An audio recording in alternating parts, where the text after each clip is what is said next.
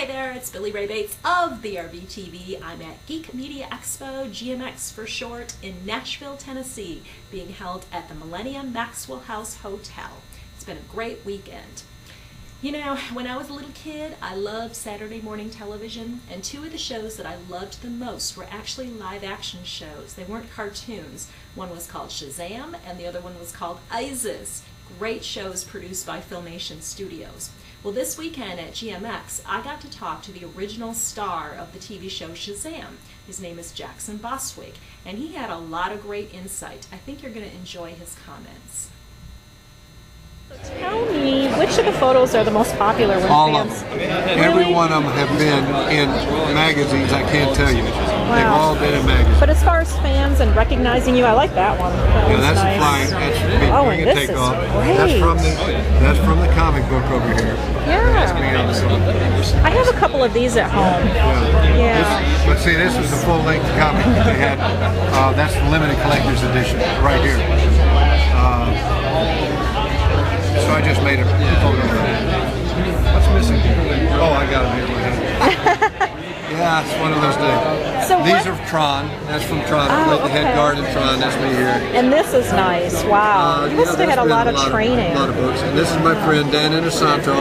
He was Bruce Lee's best friend. I trained with Dan for about 4 or 5 years. He taught Dan how to use, Bruce how to use the nunchucks. And also the sticks Filipino comedy. Okay. He's the one that fights Bruce in Game of Death just before Kareem Abdul-Jabbar. He puts the red bandana around and fights him with the nunchuck. Oh, okay.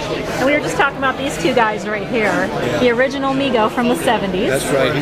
He's in his pajamas right now. Yeah, he's missing a few parts. I just have it out for fun.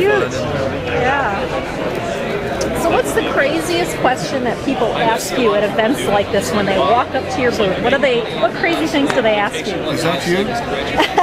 Yeah, like as if it wouldn't be. It's like this. It's like this. I think you're perfectly recognizable still. But most of them say that's the craziest question. No, but I tell you, this one here does look a lot like me.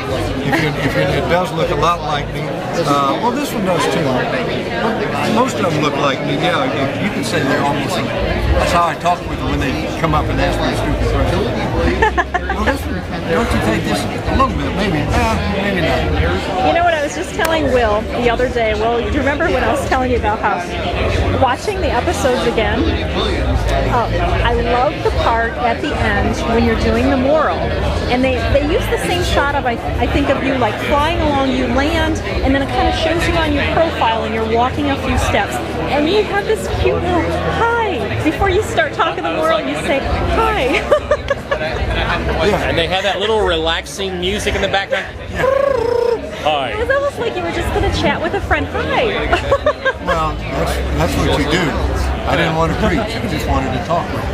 So it was like you were talking to a friend. I'm talking to a 5th grade class, or I should say kindergarten. And of course, when I was doing it, the camera was right here. I mean, this close to lens, and I could see the shutter going up and down on the lens. You know, it was that tight. Yeah. And so I just talked to the lens. I mean, not even the lens, to the gate back there opening and shutting. So you just had to use your imagination when you're doing it. But yeah, they did a good job on that. Now, if you look real close, you can see on some of the shots, and we shot them all that same day, see the rain coming down in the background. Because it was rain. They were holding an umbrella over me and had sunlight right at me. Oh, so, yeah. So if you look close, you'll see the rain coming down. It was raining pretty good. Now, it seemed like with the episodes, too, I was telling him earlier also, it seemed like they always kind of filmed in the same stretch, like the same area of desert or, you know, the California desert out there. We were all over the place. Oh, we were from the coast, San Pedro, all the way out to Vasquez Rocks. From Malibu, all the way into the San Fernando Valley Airport. So we were everywhere. Big Tahunga Canyon, all over the Los Angeles basin. And you know what's funny too, I noticed that, especially in the first season, that Billy Batson did make reference to being on vacation from a job. Like he would say to Mentor, oh, isn't this nice to not be at the station? Did he ever say that? He did in a couple episodes, a very quick mention, but you know, it was a very long vacation. Yes, but did you, as I say, did you ever see him work? No. Did you ever see him get in touch with it when they had a story? Right. We got a story. I got one. We just never mentioned it. Never announced it to his station. Owning the story. I wonder if they only mentioned that in the first few episodes, and then they kind of abandoned that idea of keeping up the pretense that he had a job at the No, station. here's the deal. They did in the pilot, Joyride. Well, here's the deal. That the writers really didn't do their homework. Bob came up and asked me, Chanel, who was the original producer, asked me while we were filming, he said, Jackson, can you think of some clever phrase that Captain Marvel could use, a catchphrase? I said, well, how about holy moly? What's wrong with holy moly? Holy moly. I said, yeah. He said, yeah, that sounds good. And Bob, that's what Captain Marvel says. I know, it is in the comics. Guys, they're not doing their homework. Well, you should have seen how it was spelled the first times in the script. Holly Molly. It was spelled every way but right. Nobody, they just didn't do their homework. Yeah. I thought it would have been best to have, not to have a Mr. Mental, but to have Shazam, the wizard, be the travel companion. I always wondered why they did not use, like they used the elders, and that was in keeping with the comics as far as who they were No, and the initials they weren't of called Shazam. elders, they were called gods. Right. They were the gods and one Jewish king, Solomon. So, Yeah. but they didn't get It was from the Bible. Yeah. How can you say Hercules was an elder? You know, or Atlas was an elder. They were gods. They were great gods. So they missed all of that. We couldn't put a kid in danger. We couldn't throw any punches. Couldn't do anything. This is back when the language of biased police were first coming out. Oh, sure. Bad news, bad news. Yeah. So we just went along with the program. So your idea would have been to My have idea Shazam the would have been wizard. to have Shazam, who was killed, by the way, who was crushed when Billy first said Shazam.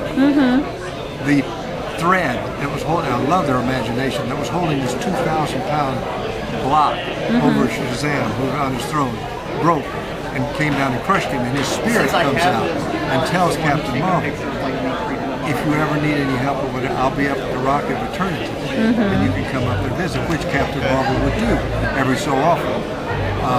In the comics, we would have trouble, and he'd go up, fly up to the Rock of Eternity, this rock floating out in space, and there'd be Shazam sitting up. Great stuff. They could have done that and had Shazam be like a hologram type thing. This was supposed to be an animation studio that did this. And what do? They put elders up there, and they're just their mouths moving these pictures with some psychedelic bull manure going on around. Bull elders. It's not good animation. All he had to do you'll was- meet a boy who's afraid to make waves. Yeah. Be true to your heart, Billy. It was a chance for Lou Schreiber and Norm Prescott to use their voices. When they could have flown up and talked to Shazam or had Shazam be a hologram, because they had to have somebody, an elder, drive around with Billy. They couldn't have a kid drive around by himself. Right, he needed like some kind of chaperone. Yeah. Because it's a kid show. So they could have had Shazam there. And that would have been the magic of the show right there. They missed it. Who knows? I'm assuming I know that Billy Batson was a child in the comic books and in later animated versions, but I'm assuming the reason why in the old 40s serial and in the TV show, Billy, I'm assuming, was a teenager because of child endangerment laws. I don't know about that kid. You would think, here he is following a stranger down into this tunnel at night, going down there and say, well, where are you taking me? And this guy doesn't look anything but totally ominous. With a Tinker's hat on and like this cloak, and he, follow me. Yeah. And he takes him down and he passes into all these, passes the 7 deadly sins. Yes, I love that part of the comics. I've always loved that origin story. It's great. And I love Black Adam too. Was there ever any discussion of bringing a villain like Black Adam into the series or Mary Marvel? No, never. Never. You know why? They don't own the rights affiliation. They have to pay X amount of dollars to to use any of the Oh, characters. so Mary Marvel would have been more money, and Black Adam. Same And thing. Captain Marvel, Yeah. all of them. That's why they invented ISIS, because Filmation made that up. Yes, their They own they property. own it. And now That's she's why ironically. That's why ISIS is out on video. I mean, on DVD. Yeah, And what's up with the Shazam. DVDs? What's holding up? Is it's like Ask legally? the powers to be. Really? There's suits somewhere for some reason to keep it. You know, I told you, for the ISIS reference guide that I did, I talked to Andy Mangles, who put together the DVD set, and it was such a great DVD set. I didn't ask him about the Shazam one to see if maybe he would work on that too, and what kind of extras he would put. I'm sure he would do an interview with you. I have no idea. It's a mystery. Yeah. No, Shazam, your series was unique. Well, in the 70s, any comic book superhero that had a television show, Shazam, Wonder Woman, The Incredible Hulk, Spider-Man, and Captain America, there were no comic book villains. They would go up against any typical thugs and gangsters. But Shazam really stuck out different from everybody else because usually superhero adventures take place in big cities. If I'm not mistaken, correct me if I'm wrong, Jackson, but Shazam was rural I and will suburban. correct you. Your series was rural and suburban, and your show basically dealt with kids and the American youth. It was more on the road. And you remember what the motorhome was? Motorhome with the RV, Yeah, what was the it? RV with the lightning bolt Yeah, on. what was it? Oh, I don't know what kind. Yeah, what kind? You know. You don't know what kind? Winnebago. That's what I thought. No. yeah. No. But you know it what? wasn't Winnebago. No, it's open road. It's an Okay. open road. Everybody thinks it's a Winnebago. That's a good trivia. It's called, yes, I'll include that when I do my reference guide for it. I wonder. Because I've seen it called a Winnebago in a lot of places. Sure, and But I correct it all the time. I said, What let it's- them be wrong. what's confused me about it, though, is the fact that they had the Shazam symbol on the front, the lightning Nobody, bolt. well, how Wouldn't about that have tipped Superman with people the off? glasses? Oh, nobody can recognize Clark Kent. Give me a break. Geez, you look a lot like him. You look in the light just right. What is that lightning bolt doing? Oh, we're just big fans. That's what I was thinking, is that that's the only thing they could say, is that you they're know fans Captain of... Marvel? Yeah. Yeah, he follows us around. How come he's never around when Captain Marvel's around? I don't know. DC made a direct-to-video animated short. It was 20 minutes long. It was Superman and Shazam: The Return of Black Adam, and they used some of the elements you talked about.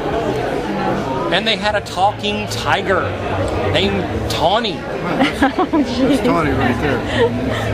Oh, okay. I think I've seen it before in the comics. Wow. Okay, I got a Shazam question for you. In the TV show, there was a mentor. Mentor. Completely lame, is like he's his mentor and his name's Mentor. But in the cartoon, and I think in the comics, there was a character called Uncle Dudley. Was one based off the other? That probably would have cost money, though, too, if they had Uncle Dudley, right? Anything that had to do Yeah. with the original. So how, I meant to ask you before too, how were you injured in the, like, you know, in the controversy and the lawsuit and everything? What was it, like, what stunt was it, and what episode were you working on when you got injured? There's the stunt right there. Really? That That's was not your the same- injury?